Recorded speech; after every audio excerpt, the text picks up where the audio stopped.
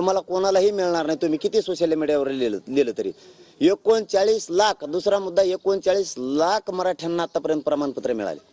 या आंदोलनाचं यश नाही का? कोण सोशल मीडियावर लिहितोय तो भांगार, हे यश नाही का? 39 लाख लोकांचं कल्याण झालंय. हे आंदोलनाचं यश नाही. काय नाही मिळालं म्हणतात? तुला काय मिळायला पाहिजे? पैसे, पद? तुझ्यासाठी आंदोलनच नाहीये. हे गोरगरीब मराठ्यांच्या लेकरांसाठी आंदोलन आहे. ते मोठे झालेत, त्यांना खूप मिळालं गोरगरिबांना. हे सांगण्यासाठी पुन्हा मी याच्यावरती आलोय.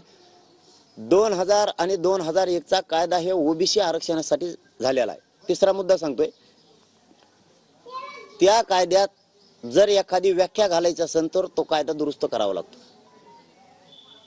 2001चा कायदा ही ओबीसींना आरक्षण देतोय. मग 2001च्या कायद्यानुसार 2006, 2004, 2008, 2014चे कायदे, 2012चे कायदे तयार झाले. 2001च्या कायद्यानुसारच नवीन शासन निर्णय जर घ्यायचा असला तर नवीन काय असेल तर शासन निर्णय घ्यायला लागतो. सगळ्या सोयऱ्यांना शासन निर्णय घेतला असता तर ते उडालं असतं. मग मराठ्यांना ओबीसीत आरक्षण द्यायचंय, ते खास करून मराठा बांधवांना सांगतोय.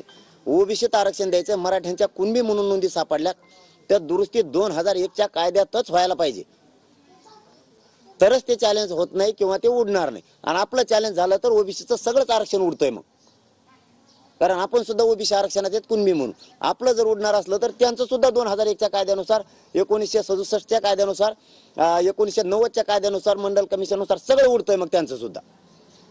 त्यांचंही काय राहत नाही.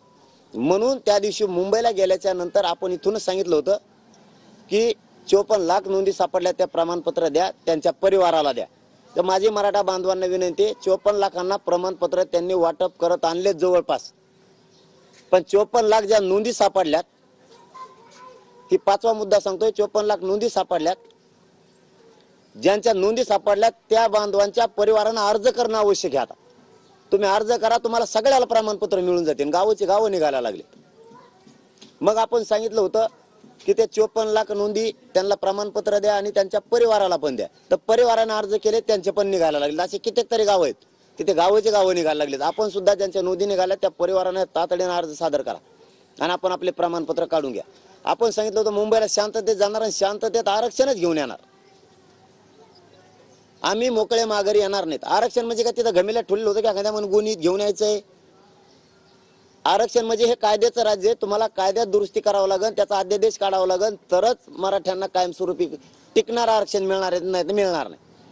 आणि हेच सगळ्या सोयऱ्यांचा जो आपल्याला अध्यादेश काढायचा होता, जो अधिसूचना काढायची होती, त्याला 2 महिन्यापासून सरकार जाणून बुजून काढत नव्हतं, कारण त्याच्या दबावाखाली येऊन सरकार काढत नव्हतं. आपण सांगितलं तुम्हाला जर तेव पाहिजे असला तर मराठे तुम्ही आता डोक्यातून काढून टाका, तुमचे आहेत म्हणून.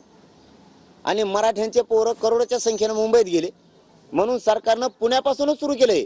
पुणे, लोणावळा, वाशी की आम्ही करतोय, पण आपल्याला करतोय नव्हतं पाहिजे, अध्यादेशच पाहिजे होता लिखित, आणि तो पण राजपत्रितच पाहिजे होता. मग त्यांनी राजपत्रित अधिसूचना आपल्यासाठी काढल्यात वाशीत गेल्याच्या नंतर. मग आपण वाशीत जाऊ किंवा आझाद मैदानाला जाऊ, नगरला राहू, पुण्यात राहू किंवा आंतरवेलीत राहू, आपला विषय काय होता की मराठा समाजाला ज्यांच्या नोंदी सापडल्या नाहीत त्या सगळ्या सोयऱ्यांना ज्या नोंदी सापडल्यात त्याच्या आधारावरती आरक्षण द्यायचंय. म्हणून सगळ्या सोयऱ्यांचा आम्हाला कायदा पाहिजे, यासाठी आम्ही मुंबईत येतो. मग कायदा बनवण्यासाठी त्या 2001च्या कायद्यात दुरुस्ती करण्यासाठी अधिसूचना काढणं आवश्यक आहे. ती प्रक्रिया आहे.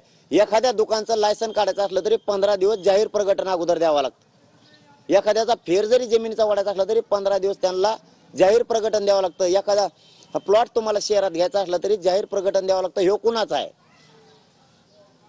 तसं त्यांनी अधिसूचना काढली, कारण त्यांना ह्या सगळ्या सोयऱ्यांचा कायद्यात रूपांतर 15 तारखेला अधिवेशन बोलवलंय, त्याच्यात करायचं आहे. आणि मग त्याची अंमलबजावणी करून ज्या मराठ्यांच्या नोंदी सापडल्या नाहीत त्या मराठ्यांना, ज्यांच्या नोंदी सापडल्यात त्याच नोंदीच्या आधारावर प्रमाणपत्र महाराष्ट्रभरातल्या मराठ्यांना नोंदी न सापडल्याला मिळणार. मग अधिसूचना निघाली, मराठे गेले शांततेत आणि शांततेत आरक्षण घेऊन आले. तर मराठे शांततेत गेले आणि शांततेत आरक्षणच घेऊन आलेत, कायदा घेऊन आलेत. म्हणजे आता त्याची अंमलबजावणी होणार आहे. आता त्याचं कायद्यात रूपांतर 15 तारखेला होऊन त्याचं 15 तारखेच्या नंतर त्याची अंमलबजावणी होणार आहे. म्हणजे नोंदी नसलेल्या मराठ्यांना नोंदी ज्यांच्या मिळाल्या त्याच्या आधारावर त्याच्या सोयऱ्यांना कुणबी जात प्रमाणपत्र मिळणार महाराष्ट्रभर. हे गोरगरीब मराठ्यांना मिळाले. मराठ्यांनी 75 वर्षात जो कायदा बनला नाही तो कायदा बनवला. हे यश नाही का आंदोलनाचं? सोशल मीडियावर लिहितो काय मिळालं, हे यश नाहीये का? तुला कळतंय का कायदा कशात बदल करायला लागतो, कायद्यात काय दुरुस्ती करायची, काय अधिसूचना काढायच्यात, कायद्यात रूपांतर त्याचं कसं करायचंय, हे पण तुला कळत नाही. लिहितो नुसता, घरी झोपतो, कोणत्या तरी राजकारण्याचं ऐकतो, सुपारी घेतो. विरोधी पक्ष सत्ताधारी सगळे एकवटले त्याच्यात, आणि यांनी अंधारातून त्यांच्या पडद्याच्या पाठीमागून कार्यकर्ते पुढे घातले.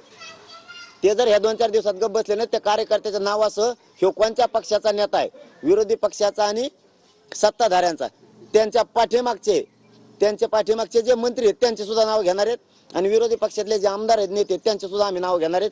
यांचे कार्यकर्ते यांनी पुढे घातलेत मराठ्यांचं वाटोळा करायसाठी. म्हणून मराठ्यांना सांगतो, मराठ्यांना मिळालेलं आहे आणि गोरगरिबांची काही ओरड नाही. हे 4-5 टक्कूचे 15-20 जण आहेत, यांचं सगळं दुकानं बंद पडत, मराठ्याच्या जीवावर खाणारी हे यांचं पुरं आयुष्य याच्यात गेलेलं आहे. मराठ्यांचं रक्त पिऊन मोठं व्हायचं, यांना ते सहनच व्हाय नाही आता, की एक गरीब घरातलं पोरग लढतंय गोरगरिबासाठी आणि हे पुढं आलाय. हे यांची सगळ्यात मोठी पोटदुखी, की हे पुढं आलाय आणि हे प्रश्नच मार्गी काढतो, हे फुटत नाही, मॅनेजर होत नाही, आपलं काय होणार आहे आता, ही पोटदुखी यांची सगळ्यांची. आणि मी जिवंत आहे तोपर्यंत गोरगरिबांसाठी लढणारच. मी त्याच्यासाठी महाराष्ट्रातल्या मराठा समाजाला सांगतोय, 10 तारखेला मी प्रचंड मोठी बैठक पण लावली, आणि 10 तारखेला या कायद्याची अंमलबजावणी व्हावे म्हणून मी आमरण उपोषण करायला लागलो. मी कुठेही बसो, मी ओपन बसलो तरी मराठा म्हणूनच बोलतो, आणि 4 भिंतीत बसलो तरी मराठ्यांच्या आरक्षणाविषयीच बोलतो. मी दुसरं कधीच काय बोलत नाही. आणि जर 4 भिंतीत मला दुसरं काही करायचं असतं तर मी मागच्या दारातून घरी गेलो असतो ना, लोकात कशाला आलो असतो, काही घ्यायचं असतं तर. मी 4 भिंतीतून बाहेर आलो तरी कायदाच हातात घेऊन आलो, माझ्या बाहेर उभा राहिलेल्या महाराष्ट्रातल्या मराठ्यांच्या पोराला दाखवलाय. ही अधिसूचना राजपत्रित अध्यादेश निघालाय, आता याचं कायद्यात रूपांतर होणार आहे, अंमलबजावणी होणार आहे, बाहेरून त्यांना दाखवलंय. मी वाकडं पावलं टाकत नाही, चूक माझ्या मायबाप मराठा समाजाला डाग लागण असं एक पाऊल उचलत नाही. मी इतका त्याग करून, इतका चिकटपणानं सातत्याने ही लढाई लढतो. इतकी तू लढून दाखव.